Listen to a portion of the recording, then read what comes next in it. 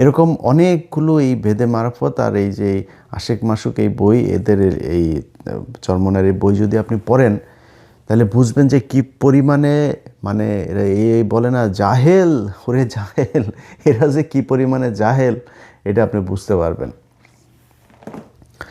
ওই এই পর্যন্ত এই দুই পীর সাহেব আপনার সাপের কিচ্ছা, গরুর কিচ্ছা, বাইং মাছের কিচ্ছা, তারপরে সৌদিতে যায় ধরা পড়েছে, সেইখানে গিয়ে সে তাকে সৌদি বাদশাহ ফাহাদ পর্যন্ত তারে করেছে, তার সাথে দেখা করার জন্য তার বাসার থেকে খপার নিয়ে আসতো, সারাদিন সে ওইখানে বয়ান শোনাইতো তাদেরকে, বুঝছেন। তারপরে দেখা গেল এক ভিডিওতে এই ইংলিশ বলতে পারে না, এই মানে আরবি বলতে পারে না, আরবি বুঝেও না, আরবির জন্য তারে দোভাষী নিয়ে তারপরে বসায় তারে বক্তব্য দেওয়ানো হয়। নজরে কোনো এখানে শিরক বিদআত শরীয়তের খেলাফ কোনো নজর বা কোনো দৃষ্টি পড়ছে কিনা? يقول هذا رأيت خلاف الشرع من الشرك والبدعات ما وغيره. رأينا والاختصار ما رأينا أي مخالفة للشرع. শিরক বিদআতের মধ্যে জানিয়ে শুনিয়ে জড়িত হবে যে আল্লাহকে ভয় দিলে কিভাবে ধারণা করতে পারে? وكيف أخبر عنا إحنا بالشرك وأنتم صدقتم هذا الكلام؟ ما كنا ندري، ما عندنا معلومات يعني عن الموضوع.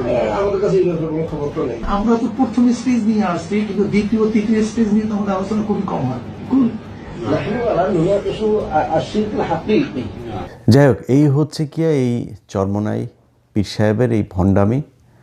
সো আপনারা যারা তাকে অন্ধভাবে বিশ্বাস করেন, অন্ধভাবে তার প্রতি আনুগত্য প্রকাশ করেন, এবং যেসব মানুষ মনে করেন যে আপনার এই যে পীর সাহেবের, চরমনাই পীর সাহেবের ইয়েতেই করা যায়, করলেই আপনি বেহেশতে চলে যাবেন, এরকম বাংলাদেশে ভণ্ড অনেক আছে। দেওয়ানভাগী ভণ্ড, কুতুববাগী ভণ্ড, তারপরে এই যে আটরশির ভণ্ড, তারপরে ওই আরেকটা আছে ওই যে আটরশিরটাই বোধ হয়, এই যে ফয়সাল, হ্যাঁ, বিশাল ভণ্ড, আওয়ামী লীগের ছিল, পলাতক এখন।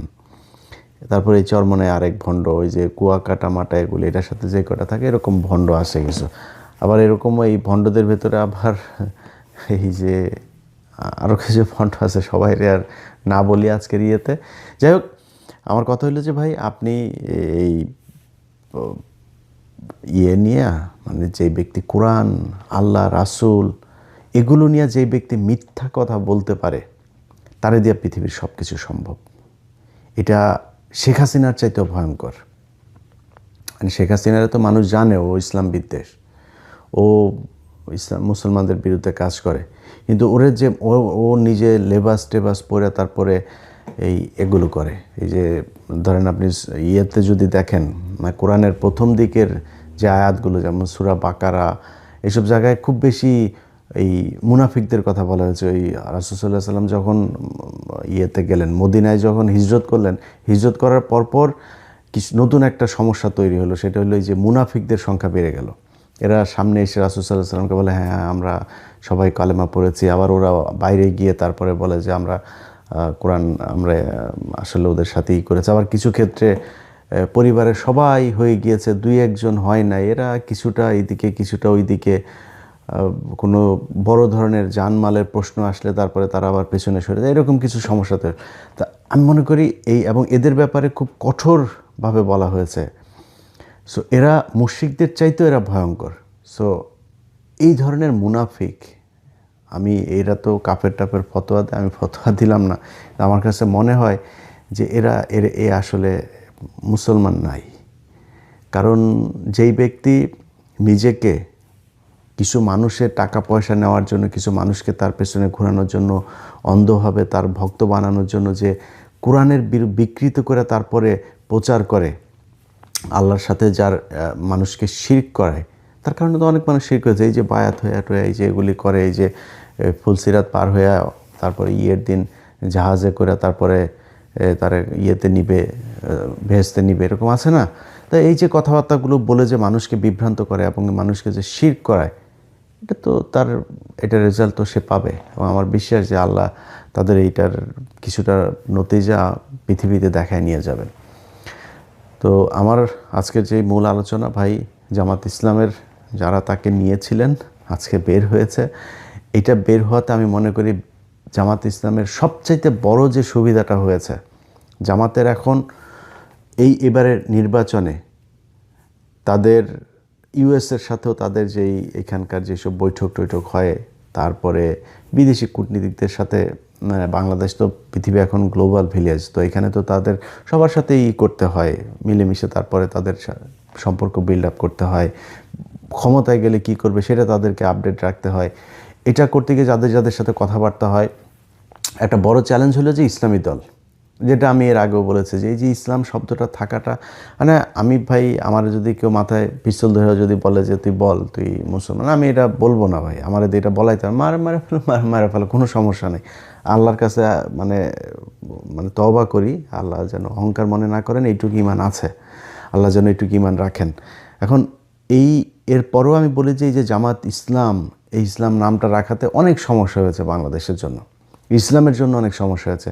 তো সেই সমস্যাটার ব্যাখ্যা কিন্তু তাদেরকে দিতে হয়। সেই ব্যাখ্যা দিতে গিয়ে তাদেরকে দেখেন, এই যে আপনি দেখেন না যে তাদের নারীদেরকে তাদের নিয়ে আসতে হয়েছে, তারপরে নানান কথাবার্তার মধ্যে তাদের অনেক হিসাব টিতাব করে তারপরে কথা বলতে হয়, বিদেশিদের কাছে জবাব দিতে হয়, তোমরা ইসলামী দল, তোমরা কি করবা, তোমরা কি শরিয়া ফেরত আনবা কিনা, এইসব প্রশ্নের উত্তর তাদের দিতে হয়।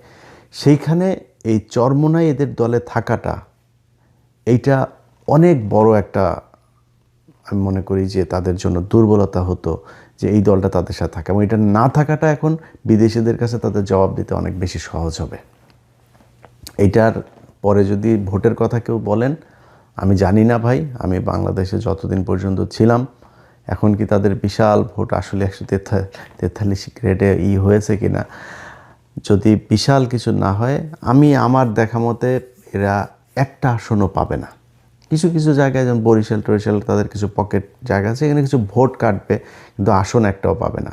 এখন আমার এই পুরো ভিডিওর পরে চরমনের ভাইরা যারা আমার সাথে, আপনি এটা ডিফার করতে পারেন যে না আমি আপনার কথা মানি নাই, গালাগালি দিতে পারেন, মানেন নাই, কোনো সমস্যা নেই, বাট আপনাকে একটা প্রমাণ করার জন্য, আপনার পীর সাহেব সত্যি না আমি সত্যি, এটা প্রমাণ করার জন্য আপনাকে একটা সবশেষ পরীক্ষা দিয়ে যায়। এই পরীক্ষাটার রেজাল্ট আপনারা কিছুদিনের মধ্যে পাবেন।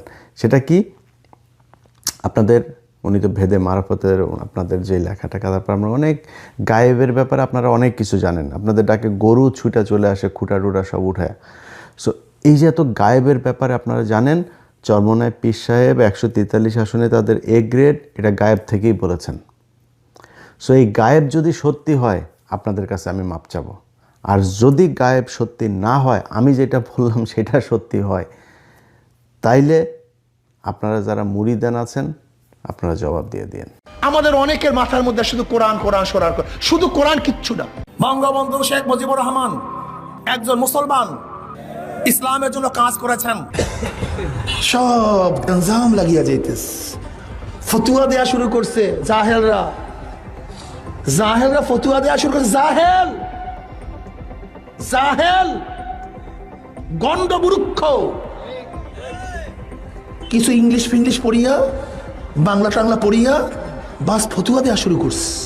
বাংলাদেশের বেশিরভাগ মানুষ এখন তারা বলছে যে আমরা অনেক শাসন দেখেছি, কিন্তু ইসলামের শাসন, ইসলামের নীতি আদর্শ বাস্তবায়নের যে শান্তি, সুফল কুফল, এটা আমরা দেখি নাই। এখন বেশিরভাগ মানুষই চায় যে তারা ইসলামের পক্ষে একটা অবস্থান তৈরি হোক এবং সে অনুযায়ী দেশ চলুক। বিএনপি কেন যে ছাত্রদের থেকে আলাদা হচ্ছে আমি জানি না। বিএনপির ইদানিং বক্তব্যগুলি মনে হয় যেন তাদের বক্তব্য আসলে সেই আগের বক্তব্য বর্তমানে বক্তব্যের মধ্যে কোনো মিল নেই।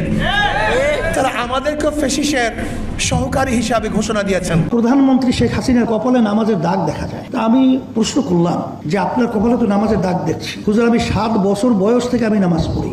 কিভাবে? বলে হুজুর, আমি যদি নামাজ না পড়তাম, আমার মা আমার জন্য ঘরে ভাত পাক করতো না। আমার মাকে আমাকে নামাজি বানাবার জন্য চেষ্টা করেছে, সেই থেকে হুজুর আমি নামাজ পড়ি, নামাজ ছাড়ি না। 1463 ঈসাই সালে এই বাংলাদেশে এসেছিলেন ইরাক থেকে শেখ বুরহানুদ্দিন সাহেব। তিনি টঙ্গী পড়ায় এই দিন প্রচার করার জন্য সেখানে অবস্থান করেন। রাগ ডাক ছিলেই বলবো, বিএনপি আপনারা কোথায় ছিলেন? প্রতিবার ঈদের কথা বলেছেন, ঈদের পরে সংগ্রাম করব, ঈদের পরে শিক্ষা করব। হাজার ঈদ চলে গেছে, আপনারা আন্দোলন করতে পারেন নেই। সব বিষয়গুলোই এই জিস্ট আলোচনাটা আপনাদের সামনে আমাদের সম্মানিত বিএনপি মহাসচিব তিনি উপস্থাপন করেছেন, সেটাই আমাদেরও একই কথা। এই জামাত যেখানে যেখানে লাগবে ওখানে ইসলাম ধ্বংস হয়ে যাবে। জামাত লাগছে আলিয়া মাদ্রাসার মধ্যে, আলিয়া শুধু কোরআন কোরআন, এর মধ্যে শুভঙ্করের ফাঁকি, এটা আহলি কোরআনিয়াদের স্লোগান। খুব হুঁশ রাখতে হবে।